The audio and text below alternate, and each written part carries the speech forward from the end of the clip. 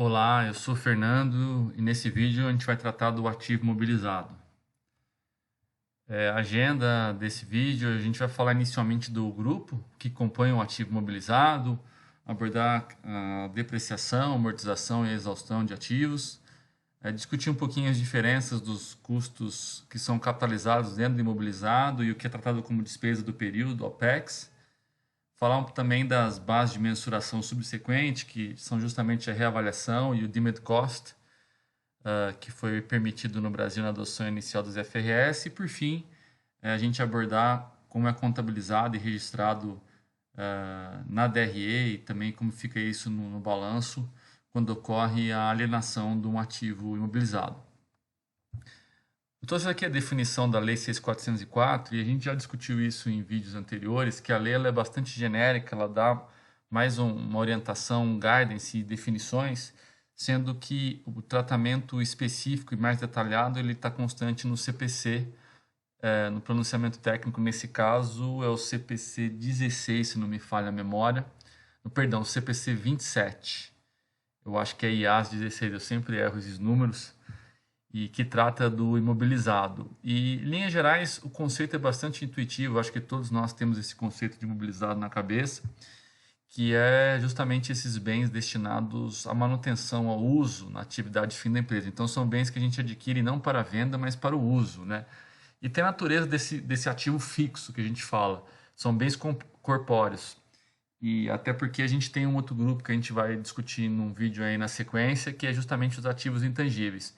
Então são os bens corpóreos, exemplos clássicos aí, imóveis, né, terrenos, edificações, móveis e utensílios, computador, celular, veículos, máquinas, maquinários, inclui também os imobilizados em construção, todos esses itens que eu falei em construção, as fábricas, e os bens arrendados, que a gente vai discutir na sequência, justamente pela lei trazer esse conceito de, inclusive, aqueles bens corpóreos decorrentes de operações que transfiram à companhia os riscos e benefícios e, basicamente, o controle desses ativos. Então, prevalece nas normas internacionais, e aqui não é diferente, a ideia de controle, não necessariamente propriedade. E é até por esse motivo que a gente vai ver também em outro vídeo na sequência, que os bens arrendados, alugados, mesmo não sendo de propriedade da empresa, eles vão ser contabilizados no ativo, justamente porque existe a transferência desse controle e quem arca com os benefícios e riscos desse ativo é justamente a entidade que aluga, a entidade que arrenda, tá? Então é isso, acho que é bastante intuitivo, todos nós temos os nossos imobilizados aí, com certeza, pensar, alguns de nós têm carro, muitos não querem mais ter carro, né? Mas o carro, própria casa, para quem tem, enfim, computador, celular, nossos gadgets aí, que mais de imobilizado e outros utensílios aí que a gente eventualmente tem, bicicleta, patinete, enfim, cada um tem os seus gostos aí.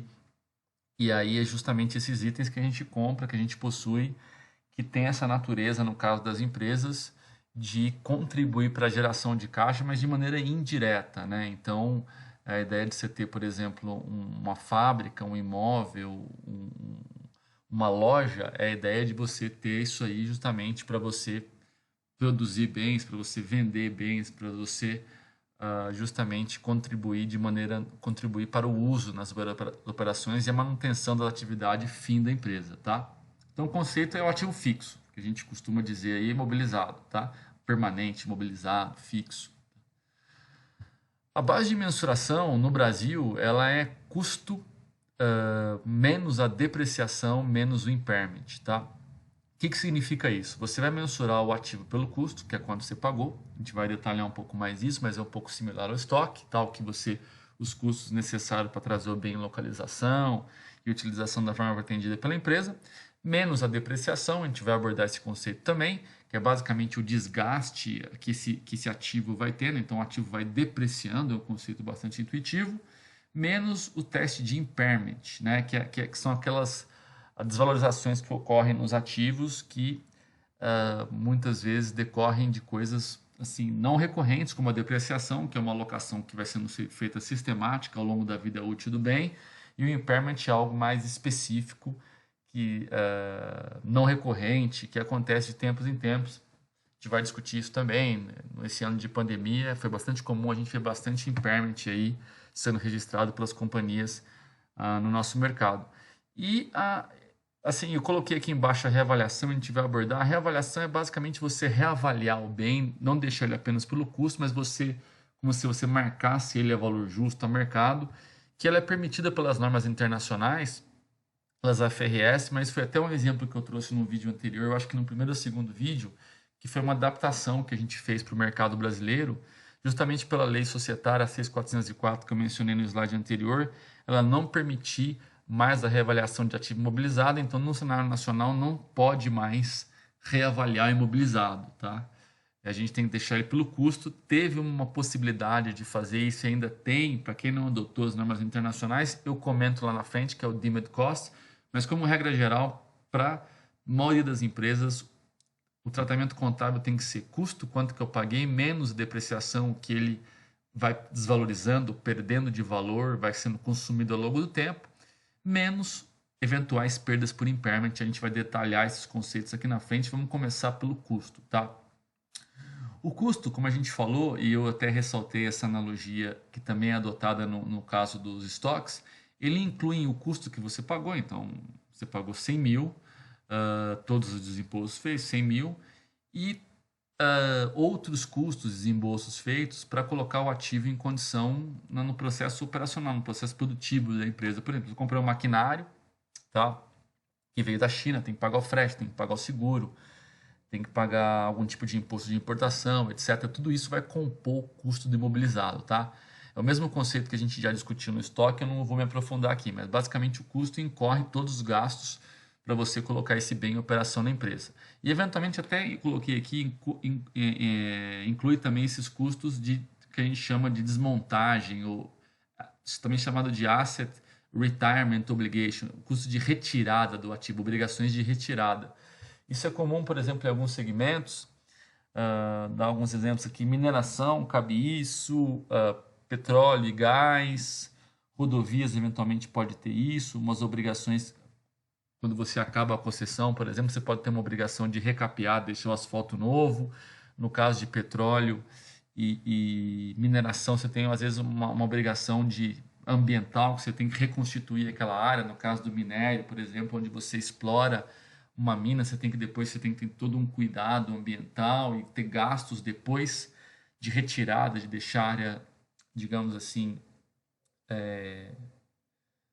arrumada, né? Assim, isso principalmente se envolve barragem, por exemplo, tem uma barragem que é desativada, você tem todo um custo depois de manutenção disso e um custo ambiental de ajuste daquela área, de petróleo também, quando você perfura. Então, esses custos, inclusive, a gente não vai abordar aqui, seria um tema para um outro vídeo, mas isso incorpora, esses custos são incorporados. Você faz uma provisão para isso e você incorpora isso no custo imobilizado e vai depreciar ele ao longo da vida útil, tá?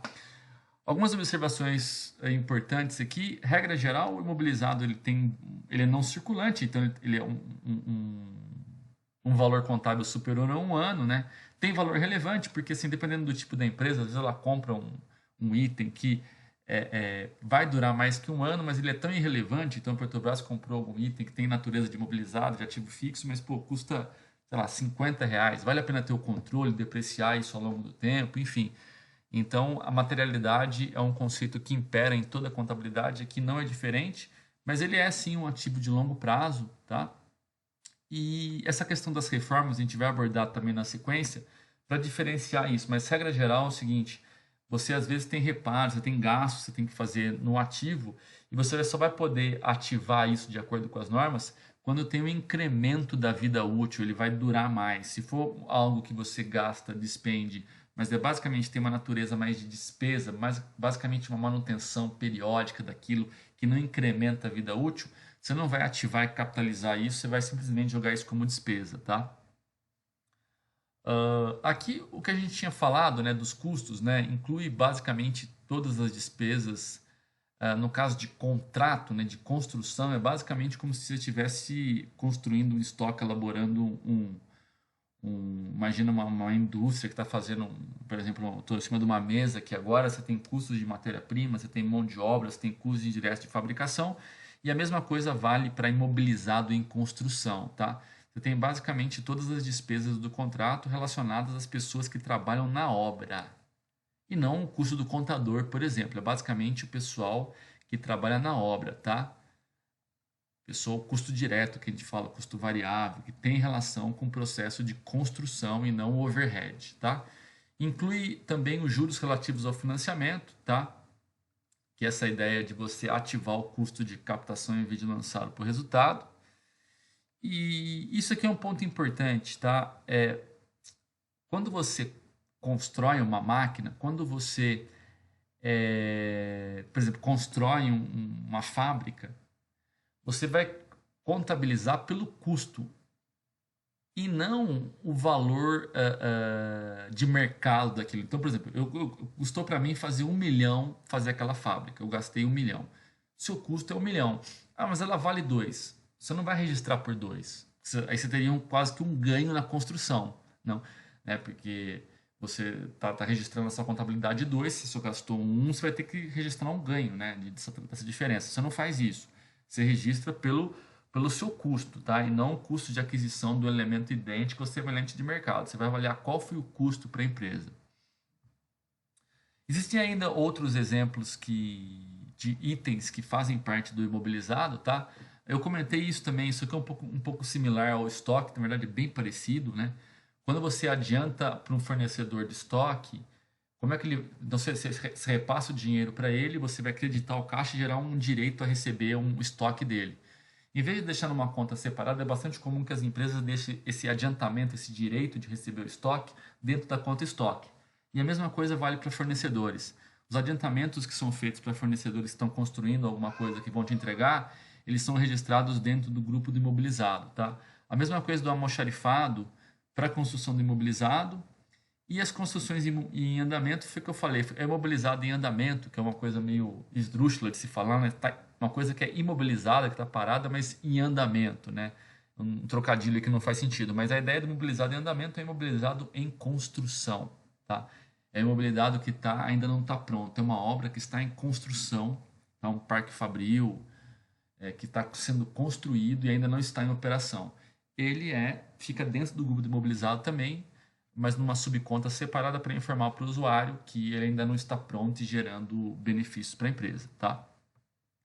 Aqui eu trouxe basicamente a nota explicativa onde demonstra a política contábil da Magazine. Então ela fala basicamente, ó, imobilizado está demonstrado ao custo de aquisição ou construção, tá?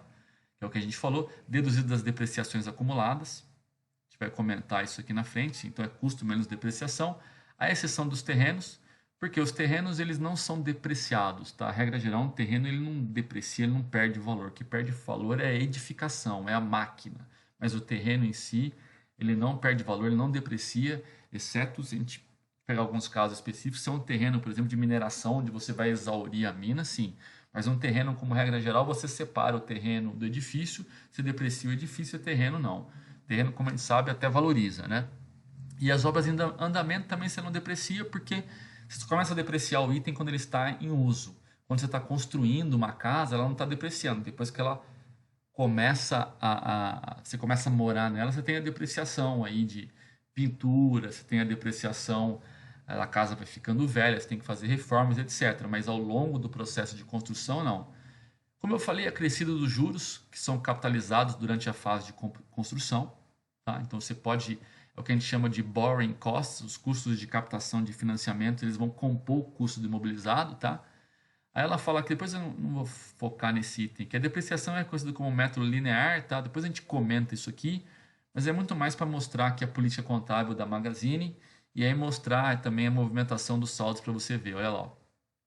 Ativo mobilizado, Luiz aqui, saldo em 31/12 de 2019 e 2020, as adições, tá? Que foram compras ou eventualmente adições que vêm, aqui no caso adição por aquisição de controlado, isso aqui é o balanço consolidado, então você puxa os imobilizados de controlada, mas regra geral é que ela tinha 1 bi e ela adicionou aqui o que? Móveis e utensílios, 64 milhões, máquinas e equipamento, comprou mais carros, veículos, computadores, tá? Benfeitorias em propriedade de terceiro e obras em andamento, mais construções aqui. Teria que abrir, ver exatamente o que que é isso aqui, tá? Mas, regra geral, são esses os grupos. O que que seriam móveis e utensílios, né? Aí você vai desde, por exemplo, móveis envolvidos, por exemplo, na sede da empresa, desde de cadeira, armário, enfim, toda decoração que tem que ter esse tipo de coisa, né? Até utensílios, as máquinas e equipamentos, por exemplo, no CD dela, às vezes tem que ter aqueles maquinários para transporte, para frete, para fazer empilhadeiras. Veículos são carros ou caminhões. Computadores e periféricos são basicamente o que a gente sabe, computador para vendedor usar, tablet, lojista. Benfeitoria que eu falei são melhorias em imóveis de terceiro, que ela provavelmente aluga. E obras em andamento ou que está em construção, tá? E outros aqui é um subgrupo.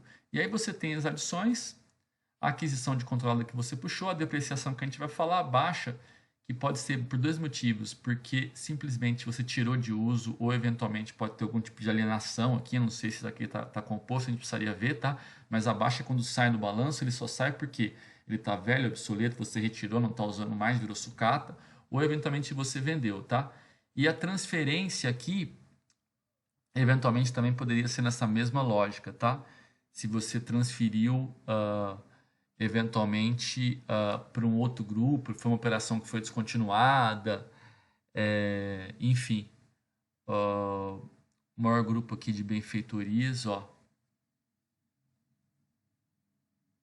transferência, benfeitorias e obras em andamento. Eventualmente pode ser que existam transferências também de obras que acabaram, tá? Então você transfere no caso de obras em andamento, ó, ela sai daqui porque ela é incorporada. Quando a obra está em andamento, ela fica nessa conta. Depois que ela é terminada, ela vai entrar num desses grupos aqui, tá? Ok? Então é isso, é mais título exemplificativo. Claro que isso aqui não é nenhum tipo de análise, né? A gente está mais ilustrativo aqui. Para entender todos os detalhes, teria que dar uma boa lida no balanço da Magazine e entender o detalhamento e estudar a empresa, tudo isso. Mesma coisa na Vale, tá? Então a Vale tem aqui, isso aqui está em milhões, 187 bi, tá? Terrenos, imóveis, instalações, equipamentos, os ativos minerários, tá? São basicamente aqui as minas, ferrovias, então elas têm as ferrovias para escoar o minério das minas até os portos, né? Ativos de direito de uso, a gente vai discutir isso aqui é basicamente leasing, tá? Que você não tem a propriedade, mas tem o direito de uso, ó. Pode ver que é o CPC 06 e FRS 16. Outros imobilizado em curso, eu não tinha falado dessa nomenclatura aqui. Eu falei imobilizado em andamento e imobilizado em construção. Imobilizado em curso é basicamente a mesma coisa, é em construção, tá? Esse tem a movimentação aqui, eu peguei de 2018 a 2019 e aqui o custo de depreciação acumulado, tá? A gente já vai falar de depreciação aqui, e aqui você tem os efeitos que foram dados, adições, bracha, ó, o que eu tinha falado aqui, ó, obrigação para desmobilização de ativos, depreciação e exaustão, impairment, que a gente vai falar, aquisição de subsidiária, você compra uma empresa no balanço consolidado, você puxa o imobilizado dela, ajuste de conversão, isso aqui tem efeito de câmbio das operações que estão no exterior, você tem que converter moeda, dar um efeito aqui, você tem que mostrar separado. Enfim, mesma coisa que eu falei da Magazine, teria que estudar para entender exatamente a natureza desses ativos. Aqui, estou pegando aqui, colei só para a gente entender, para vocês verem que os imobilizados, como é que eles aparecem e também que vai depender muito da operação da empresa. Então, na Magazine você vai ter ativos relacionados a varejo, a venda, CD, eventualmente loja, computador, esse tipo de coisa, terreno e tal. Na Vale você vai ter ativo minerário, que é mina, você vai ter ferrovia, você vai ter equipamentos e, obviamente, é uma empresa muito mais, como é que eu posso dizer, imobilizada, tá? A Vale é uma empresa muito mais asset heavy do que Magazine, que é uma empresa teoricamente mais light. Teoricamente a Magazine não precisaria nem de imóvel próprio, acho que eu imagino que a maioria dos imóveis ela aluga mesmo, tá? E ela opera com um nível de mobilização muito menor do que umas empresas grandes, assim, que são muito imobilizadas que a gente fala, tá? Que geralmente tem a ver com a indústria, as empresas como Vale, Petrobras também, que precisa de um nível de fábrica, imobilização, mina, equipamento, carro muito maior para girar a operação do que uma varejista, principalmente a Magazine, que é muito focada no online, né? Tudo bem? E aí, pessoal, já entrando na depreciação, novamente, eu não vou gastar muito tempo, que é algo também bem intuitivo para todo mundo. Você compra um celular, quanto tempo que dura? Imobilizado, sim. Tem gente que é mais cuidadosa. Se for eu, é 2, 3 anos máximo, tá? Você compra um carro, o carro deprecia. E aí não é só deprecia porque fica velho, não dá para usar mais. Você pode ter, por exemplo, obsoletismo tecnológico, entendeu? Então, assim, eventualmente o seu celular de 10 anos atrás continua fazendo ligação, mas você vai continuar usando ele? Então, se não, você vai usar só 3 anos e comprar um novo depois, você vai ter que depreciar em 3 anos, tá? A questão do desgaste físico, então o turno. Então, quantas vezes você usa essa máquina na empresa? A questão de ociosidade, entendeu? Anos. Então, você vai avaliar diversos fatores para determinar a depreciação, tá? E não apenas, assim, você vai ter que avaliar o uso dado pela empresa, entendeu? Então, assim, determinadas empresas, uma empresa que usa uma máquina, vamos pensar num avião, por exemplo. Se eu uso o avião para chutar aqui qualquer coisa, vai, 1 ou 2 voos curtos por dia, ou você usa o avião non-stop, só para fazer reparo e tal. Então, assim, como é que isso vai desgastar o trem de pouso, a turbina? Como é que o seu carro, se você é um cara que roda, sei lá, se é um Uber e você só sai com o carro no final de semana, tudo isso vai influenciar a depreciação do carro. Mas não é apenas o uso, porque o carro ele vai perder valor mesmo se independente do uso. Vai ter uma relação com a obsolescência tecnológica, vai ter uma relação com o passar do tempo, vai ter uma relação com aspectos técnicos de tecnologia que vão saindo modelos novos e aí modelo antigo que eu falei, entendeu? Um celular de 5, 6 anos atrás, para muita gente é considerado sucata, entendeu? E então, para outros não. Então, assim, você vai ter que avaliar muito bem como é que você vai tratar isso. E a depreciação é isso. A depreciação é basicamente falar assim: eu comprei o celular por 3 mil, eu vou usar durante 3 anos. No final, qual é o valor dele? Que a gente vai ver que é o valor residual. Eu vou vender para alguém? Não, eu vou dar para alguém de graça, eu vou jogar fora. Vai valer zero. Então, assim, ele é um ativo que ele vai sendo depreciado, nesse caso, 3 mil por 3 anos, R$ 1.000 por mês. Perdão, por ano. Você vai tratar isso mensalmente, mas é basicamente essa lógica. Porque o ativo imobilizado, qual que é a lógica dele? Você ativa ele e a depreciação vai ser o consumo que você vai tendo de despesa ao longo do período. Justamente pelo regime de competência, à medida que você vai usando ele, você vai gerando essa despesa no resultado. Então, se eu comprei um carro para trabalhar de Uber, esse carro não é uma despesa, ele é um ativo. Por quê? Porque ele vai gerar benefício ao longo de um certo período. E à medida que eu vou usando esse carro para fazer as minhas corridas de Uber, eu vou confrontando isso com a minha despesa de depreciação, tá?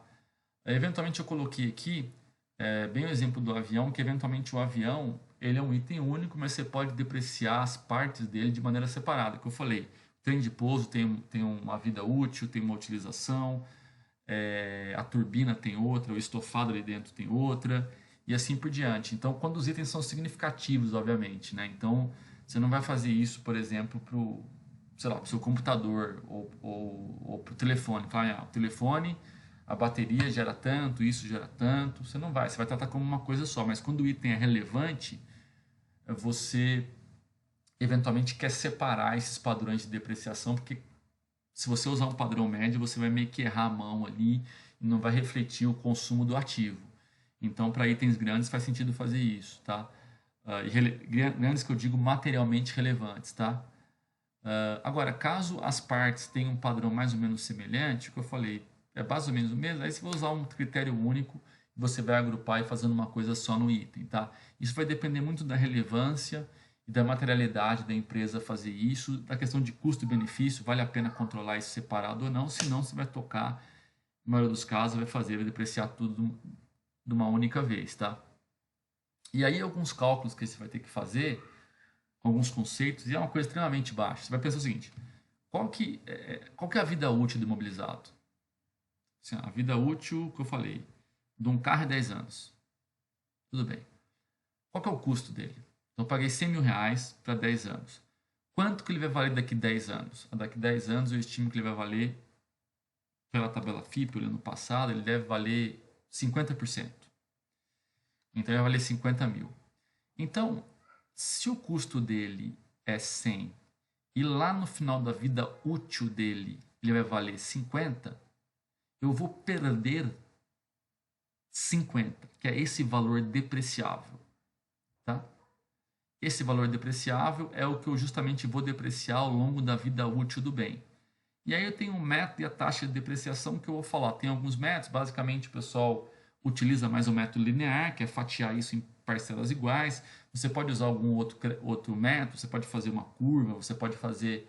Aí a criatividade é livre da empresa, desde que ela justifique isso. Mas a maioria das empresas vão fazer o critério linear, tá? E aí como é que você lança isso? É uma despesa no resultado e a contrapartida é a despesa acumulada. Então você vai lançar um débito e um crédito como despesa acumulada. O que é importante? Você não vai reduzir o valor do ativo em si. Você vai criar uma contra account. Lembra que a gente falou uma conta redutora? É uma conta que fica no ativo, mas só do credor. Então você tem imobilizado aqui, ó, e você vai depreciando ele e vai diminuindo ele, mas você não bota na mesma conta, você mostra separado justamente para o usuário saber o que é o custo de aquisição e como é que está a depreciação, como é que está a utilização daquele bem ao longo do tempo, tá? Para o analista conseguir identificar isso. E aí sobre os métodos de depreciação que eu comentei, eu vou falar rapidamente. O mais utilizado assim por 95% das empresas é esse aqui, tá? Esse é parecido, tá? Basicamente um considera unidades produzidas e horas trabalhadas. Eu vou explicar, mas esse aqui não é linear. Esse aqui é linear, chamado de cotas constantes, tá? Esse aqui ele depende das horas trabalhadas que você depreciar das unidades produzidas. É quase como a quilometragem do carro, tá? A gente vai explicar isso. Mas é bem intuitivo, depreciação não é um conceito difícil, é um conceito basicamente que a gente sabe. Você compra um carro, o carro deprecia, perde valor, desgasta. Você compra um celular, a gente vê, 3 anos, computador, eletrônico, a gente fica bastante claro isso, tá? Mas a ideia é que você tenha um critério, que a empresa tenha um critério para refletir de maneira, digamos assim, fidedigna nas demonstrações financeiras, de tal forma que você, porque isso é uma despesa e também é uma redutora do ativo. Então, a ideia é que você tente refletir ali quanto que está sendo consumido daquele ativo ao longo dos períodos, tá?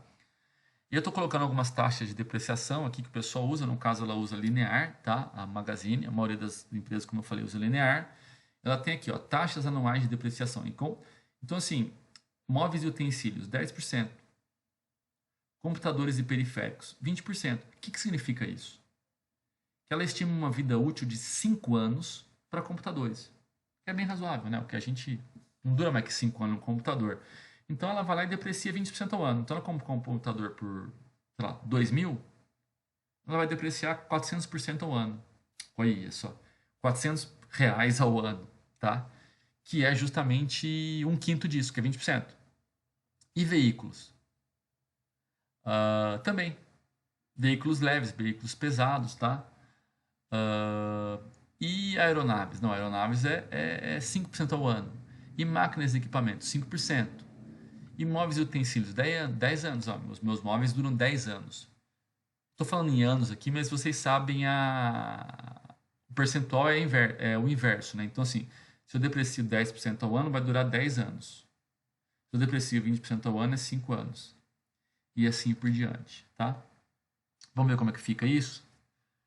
Um exemplo. Aqui eu coloquei da Vale também, tá? Ativos imobilizados e outros ativos minerários são depreciados também pelo método linear, com base na vida útil estimada, que é o que a gente falou, quanto você espera de vida útil, a partir do momento que eles se encontram disponíveis para serem utilizados. Tá? Como eu falei, os terrenos não são depreciados, e a partir do momento que eles se encontram disponíveis, é justamente aquele conceito. Você não vai depreciar o item quando ele está sendo construído. Quando ele entra em uso, que você vai ver.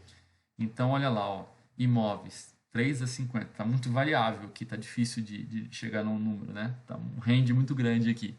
Locomotivas, são os trens lá, né? E os vagões aqui para escoar o minério para o porto. Equipamentos ferroviários, navios, 20 anos. Quando você deprecia um navio em 20 anos, o que você está falando? Você vai depreciar 5% ao ano. Tá? Você está falando que um navio que você pagou, sei lá, não tenho a mínima ideia quanto custa um navio, mas sei lá, 100 milhões, você vai jogar depreciação 5% ao ano disso. Então você vai jogar 5 milhões de depreciação. Então esses 100 milhões, eles vão virar despesa 5 milhões ao ano. Tá? Porque eu estou entendendo que o navio dura 20 anos. Tá? E esse é o critério tanto que a Magazine usa, que a Vale usa, e eu diria assim, dos balanços que eu olho, das empresas que eu conheço, acompanho mais, assim, sei lá, 90% usa linear, que é isso aqui, tá? Que é basicamente o que? Você pegar o valor depreciável. O que é o valor depreciável? É o custo menos o valor residual, quanto bem vai valer no final, e dividir pela vida útil, que é o que a gente falou, tá?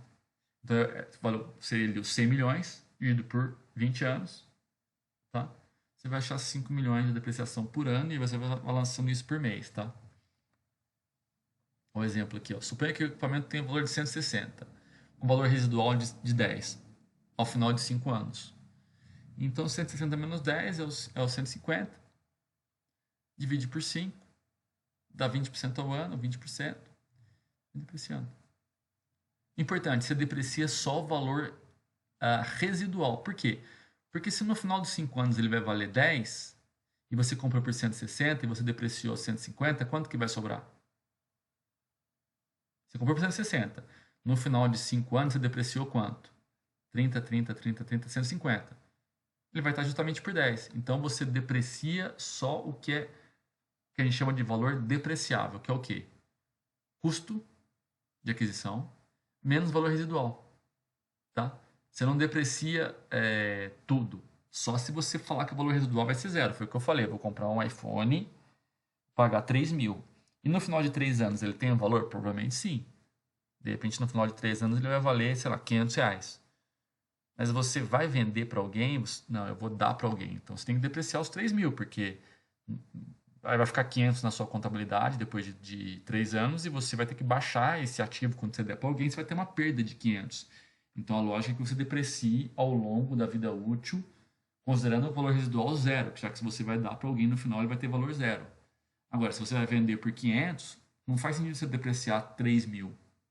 Porque ele vai ter valor zero no final, você vai vender por 500. Você vai ter um ganho na venda, porque não faz sentido. Esse ganho é justamente uma depreciação que você fez a maior, entendeu? Então, não tem lógica fazer isso. Então, a lógica é que você considere quanto, e é uma estimativa, tudo isso é uma estimativa, quanto você espera que vai ser o valor residual. E a depreciação que eu tinha falado, né? Isso aqui, ó, você vai lançando, né? Primeiro ano. Débito, resultado, crédito nessa conta aqui embaixo. De tal forma, no final do segundo ano, está por quanto o ativo? 130. 170 menos 30. No final do segundo ano, está por 100. No final do terceiro, 70. No final do quarto, 40. No final do quinto, 10. Como 10? Custo menos depreciação. Está por 10 líquido. A base de mensuração do ativo não é custo menos depreciação? Você vai acumulando depreciação ao longo do tempo. No final de 5 anos, ele está por 10. E você alocou esse valor depreciável ao longo da vida útil, que foi quando? Que foi quando você utilizou o ativo e reconheceu a despesa, de tal forma a confrontar essa despesa com a receita decorrente da utilização da máquina, do carro, enfim, da planta de minério, da rodovia, assim por diante. Tudo bem? O método das unidades produzidas ele não é linear. Basicamente, ele considera o quê? Aqui é basicamente a mesma coisa, tá? Tanto unidades produzidas como horas de produção, basicamente é falar o seguinte, olha, qual é a capacidade de produção desse ativo, qual é a capacidade de utilização de horas. Então, vamos imaginar o seguinte, olha, você comprou sei lá, um computador e ele fala o seguinte, olha, esse computador em média vai durar, sei lá, vou colocar aqui, 10 mil horas. Ou ele pode produzir 10 mil unidades de sorvete, sua máquina de sorvete, ou ele pode produzir 10 mil horas de trabalho. Muito bem. Quanto você pagou nele? 150. Então você vai dividir 150 pela capacidade dele. Tudo bem? Então significa o quê? 150 por 10 mil significa que você vai depreciar ele 15 reais certo? Porque eu corto 4 zero aqui, corto 4 zero aqui, sobra 15. R$ 15 por unidade. 150 mil você pagou, o negócio dura 10 mil unidades, é 15 reais por unidade. Aí no final do primeiro ano você produziu quanto? 1.000. Aí você vai depreciar quanto? 15 mil. Aí se fosse horas, mesma coisa. 150 mil reais. Quantas horas essa máquina pode trabalhar? 10 mil horas. Então ela deprecia 15 reais a hora. Então se no primeiro ano você usou 1.000 horas, 15 reais. Dá para ser feito assim? Sim. Tem gente que faz. Tem algumas indústrias, algum tipo de negócio. Eu já vi, por exemplo, até a questão de depreciação, por exemplo, de asfalto. Então, considera curvas de tráfego, de carros, alguma coisa nesse sentido. Em vez de fazer linear, porque quanto mais carro passa, mais deprecia. Você faz uma estimativa da curva tal e faz um acompanhamento disso. Faz sentido? Sim. Pode fazer? Pode. Inclusive, se fizer sentido, você deve. Porque o linear ele iguala, e esse aqui talvez ele seja mais fidedigno da capacidade da empresa, do consumo naquele período. E, por exemplo, num período que você não produz nada, nesse caso você não teria depreciação. Por outro lado, no período que você não produz nada no método linear, você teria sim uma depreciação. Por quê? Porque ela é linear, é sempre igual. E nesse caso não, é com base no uso. Entendeu? A mesma coisa que você tem depreciação, o mesmo conceito é amortização. Qual que é a diferença? Depreciação a gente fala, é o mesmo conceito, tá? Mas a depreciação é para ativo imobilizado e a amortização é por ativos intangíveis, tá? Então, assim, não perca muito tempo tentando. Então, assim, o carro você deprecia, o software você amortiza, tá? Benfeitorias em propriedade de terceiro. O que é benfeitoria? A melhoria que você faz na propriedade que você está alugando, utilizando. Então, assim, às vezes as pessoas chamam de depreciar também, não está errado, entendeu? Que é basicamente a mesma coisa, mas do ponto de vista técnico, você tem o quê? Depreciação para ativo mobilizado, amortização para intangível, e que a gente fala de exaustão para ativo natural. Então, você vai exaurir a capacidade da mina de produzir minério. Você vai exaurir a capacidade do poço de petróleo de produzir petróleo.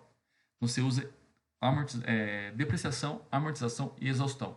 Mas é basicamente a mesma coisa e a mesma metodologia, tá? Então, que eu falei, exaustão, tá? Recursos minerais, florestais, minas, poços de petróleo, tá? E aí você vai usar isso, entendeu? A capacidade, sei lá, você tem um poço de petróleo, qual a capacidade dele em termos de barris? Né? Qual a capacidade da mina em termos de toneladas de minério? E aí, tem, sei lá, chutar um número qualquer aqui, tem lá, 500 milhões. Então, aí você paga um valor à medida que você vai retirando esse minério para vender, ou petróleo você vai retirando para vender, você vai meio que depreciando. Não, aí já falei errado. Exaurindo a mina, que é basicamente a depreciação, tá? Reservas florestais, tudo isso. É essa ideia de exaustão, mas é o mesmo conceito, tá? Até trouxe aqui da Vale, ó. Reservas minerais. As estimativas das reservas provadas e prováveis são periodicamente atualizadas e avaliadas. Essas reservas são determinadas no técnico de estimativas geológicas. Óbvio, não vai ser o contador financeiro ou advogado que vai dizer lá, ó, aqui a capacidade de extração de minério disso aqui é X. Tá? O cálculo das reservas requer que a companhia assuma premissas sobre a condição futura, que são incertas. Preço de minério, taxa de campos, inflação, tecnologia. Tá? A estimativa dos volumes de reservas minerais é base de apuração da parcela da exaustão. E sua estimativa de vida útil é fator preponderante para a quantificação da provisão de recuperação ambiental. Lembra que eu falei que tem o aro, que tem que provisionar? E também o impairment. Tá? Quando a alteração na estimativa de volume de reservas de minas poderá ter impacto significativo nos encargos de depreciação, amortização e avaliação de impairments. Então, assim, esse é um ponto importante que eu não tinha falado, que é basicamente o seguinte: a depreciação ela é uma estimativa. Então, assim, se eu comprei vamos pegar um exemplo bem intuitivo para a gente. Comprei um carro agora, um carro aí, sei lá, comprei um Onix 0. eu quero ficar com ele durante 5, 6 anos. Eu tenho que estimar quanto ele vai valer daqui 5 anos, que é o valor residual. E aí, a diferença eu vou depreciar. Mas você concorda que todo ano eu vou ter que revisar isso? Eu estou fazendo uma previsão do futuro, então eu tenho que ir ajustando. Estou falando de carro. Agora imagina uma empresa que tem que fazer uma estimativa de quanto de minério que tem, tá? De algo assim que é extremamente subjetivo e envolve julgamento. Então, todo ano ela está atualizando esse cálculo. Da mesma forma, por exemplo, que as locadoras de veículo estão sempre atualizando os cálculos de depreciação dela. Apesar delas terem uma rotatividade relativamente rápida dos veículos, né, em média, às vezes até menos de um ano e pouco, elas têm que calcular a depreciação, porque elas compram o carro e quando for vender o carro, vai vender por um outro valor. Então ela tem que estimar qual é essa diferença. Essa diferença ela coloca como depreciação ao longo do período de utilização, que é o aluguel de veículos, para depois ter esse valor residual, que é o valor que ela espera que ela vai vender. Então, isso, sem dúvida, é um julgamento, tá? E vai envolver, como a gente vai ver lá na frente, eventuais testes de impairment também, quando houver indícios de que o ativo está desvalorizado, está imobilizado. Aqui uma coisa que eu já mencionei, isso aqui é uma coisa importante, o conceito é fácil, às vezes na prática tem algum julgamento, sempre tem um julgamento, que é o seguinte: quando você gasta para reparar um ativo, quando você gasta, por exemplo, para fazer um maquinário, você vai reformar o maquinário todo da sua empresa, uma máquina nova, você vai ajustar ela, então uma parada obrigatória, alguma coisa que você tem com um forno, um alto-forno, alguma coisa. Se isso vai aumentar a vida útil do bem, significa o quê? Se você vai poder usar mais ele durante mais anos, você vai capitalizar isso e depois depreciar ao longo dessa vida útil remanescente. Agora, se é algo que é basicamente um reparo pontual que não aumenta a vida útil, é muito mais que um. Como é que eu posso dizer? É quase quando a gente vai fazer uma revisão do carro, que você tem aquele gasto que vai durar para aquele ano. Porque no ano seguinte você vai ter o gasto de novo. Então você não vai ativar aquilo ali, porque ele não está aumentando a vida útil. É uma revisão do carro que vai durar um ano, uns 10 mil quilômetros, você vai ter que fazer outra. Então não tem por que ativar, aquilo não é um ativo, é uma despesa. Tá? Enquanto que uma coisa que você aumenta a vida útil, você faz algo que o carro, que o equipamento vai durar muito mais. Então assim, você tem lá um alto-forno que ia durar 20 anos. Depois quando chegou no 15º ano, você falou assim, não, vou fazer uma puta reforma aqui, ele vai durar mais 10. Aí não faz sentido você pegar todo aquele gasto que você teve e jogar como despesa. Faz sentido você capitalizar, tá? Capitalizar, tratar como ativo e depois depreciar ele ao longo dessa vida útil remanescente que foi incrementada em razão desses gastos que você teve. Então, isso aqui é CAPEX, gastos de capital, isso aqui é OPEX, despesa. Tudo bem? E falar um pouquinho sobre a reavaliação, que eu já tinha falado, que foi proibida, mas qual que seria a lógica aqui? A lógica é você chegar estou pensando no imóvel, que talvez o que envolvesse maior valor de reavaliação, porque é um dos poucos imobilizados que valoriza. Então você comprou a sede da empresa e você depreciou isso e você comprou muito tempo atrás. E agora a região ali, ela valorizou muito. Tá? E assim, o imóvel só subiu no Brasil. E você está registrando isso pelo custo. E esse custo, ele não reflete o valor de mercado do bem. Então a contabilidade acaba ficando meio defasada. Por esse motivo, a IFRS, as normas internacionais, o IAS 16, ele permite que você faça reavaliação. Uma nova avaliação. Uma avaliação a valor de mercado do bem. Ele permite. Só que no Brasil isso foi proibido pela Lei 11.638 e em razão disso, eu até mostrei esse exemplo, como eu falei anteriormente, quando a gente traduziu a IAS 16 para o cenário nacional através do CPC 27, que trata do ativo imobilizado, a gente reduziu essa opção. Então no Brasil só pode fazer custo. As normas americanas, que é o US GAAP, que a gente já falou que são os princípios contábeis americanos, também proíbe. Então é apenas o IFRS que permite, tá? Então você vai pegar balanço de empresas estrangeiras, você pode encontrar reavaliação de ativos, que é basicamente isso, avaliar os ativos imobilizados a valor de mercado. E aqui a gente proibiu, basicamente, não é que seja algo ruim, porque é uma prática boa, você mostrar para o usuário, para o analista, para o criador, quanto que vale aquele ativo. Acontece que isso no Brasil era meio mal utilizado e meio usado para gerenciamento de resultados e tal, e aí pelo mau uso de alguns a gente resolveu proibir, tá? O que foi permitido? Foi permitido apenas que na adoção inicial das FRS no Brasil, que para a maioria das empresas, como eu já comentei em vídeos anteriores, foi no ano de 2010, você pudesse fazer uma reavaliação para ajustar o balanço e começar o balanço em FRS correto. Então ali foi permitido. Isso foi chamado de dim cost, ou custo atribuído. Tá? Vou mostrar um exemplo aqui, que é justamente da CEMIG. Tá?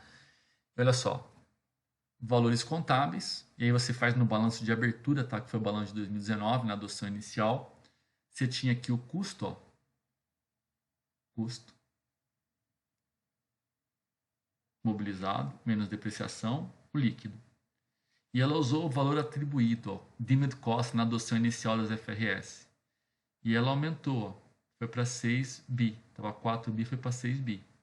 Ó, conforme observado na tabela acima, a diferença entre o valor líquido decorrente da nova avaliação, 2 bi. Ele é registrado dentro do PL. Lembra daquela conta que eu falei, ajuste de avaliação patrimonial? Outros resultados abrangentes? OCI, Other Comprehensive Income? A reavaliação de ativos, quando você faz, nesse caso, você não lança, porque isso aqui é um ganho, né? Você debita o ativo e gera um crédito. Você não lança esse ganho na DRE, você lança dentro do PL, tá? E basicamente, vamos ver o que foi aqui mais relevante. 2, 2, 2. Aqui aumentou 500 milhões, ó. Reservas, barragens, adutoras. CEMIG é a empresa de energia elétrica, né? De Minas Gerais, tem participação em várias, né? Tem tanto geração, transmissão, distribuição, é um grupo grande, né? Ó, máquinas e equipamentos, era um bife para 2.300, tá? Terrenos, ó, aumentou 160 milhões quase, né? E aí gerou esse incremento. Por quê? Porque isso aqui estava a custo. Provavelmente tinha coisa bastante antiga aqui da CEMIG. E aí você ajustou o valor justo. Só que em 2009, já se passaram 10 anos. E aí não se pôde fazer uma outra reavaliação. Então esse é um ponto importante quando vocês analisarem o imobilizado das empresas. Muito provavelmente alguns não vão estar refletindo o valor de mercado deles, justamente para a gente ter proibido essa prática no Brasil. Então, você faz na adoção inicial, deixa assim e depois continua depreciando normalmente, tá? E por fim, pessoal, antes da gente começar o próximo vídeo e terminar, procurei quebrar aqui esse vídeo em 4 partes, tá? Vai ser imobilizado, leasing, intangível teste de impairment e intangível. O último item dessa sessão é basicamente quando você vende o alieno imobilizado, tá? E aí você basicamente baixa isso e aí geralmente tem um ganho ou perda. Por quê? Então imagina que você comprou por 100, depreciou 50, está por 50 hoje. E na hora de vender, muito raramente você vai vender por 50. De repente você vai vender por 55, por 49, por 48, por 60, por 32. Porque é uma estimativa. E aí você vai ter um ganho ou perda que a gente fala, tá? Nessa alienação. O que é o ganho ou perda? A diferença entre o valor que você vendeu e o valor que estava registrado na contabilidade. Mas o valor que estava registrado na contabilidade, você tem que lembrar que é o custo menos a depreciação. Tá? Tudo bem? Olha o exemplo lá. Vendi por 3 um carro que eu tinha comprado por 10, mas já tinha depreciado 8. Então, olha como é que estava o carro. 10. Só que ele estava depreciado por 8. Qual que era o valor líquido dele? 2. Se eu vendi por 3, eu tive um ganho de 1. Então, olha o que eu vou fazer.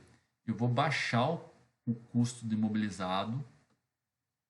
Tá? Como é que eu vou baixar ele? Eu vou isso aqui é uma conta devedora, né? Você pode fazer numa conta só aqui, tá? Eu fiz em duas para mostrar passo a passo. Ele é um ativo, uma conta devedora. Então, eu credito ele, debito aqui. E eu zero a depreciação. A depreciação é uma conta credora, que ela é uma conta redutora. Você debita aqui, acredita aqui. E aí você apura o custo, que é o 2. A gente já falou que é o 10 menos 8, sem novidade. Esse 2, eu venho aqui, jogo ele para o resultado na venda do imobilizado, e aí justamente eu vou confrontar o custo que eu tenho com o valor de venda. E aí nesse caso eu apurei um ganho de 3. Então o valor eu vou lançar aqui, ó.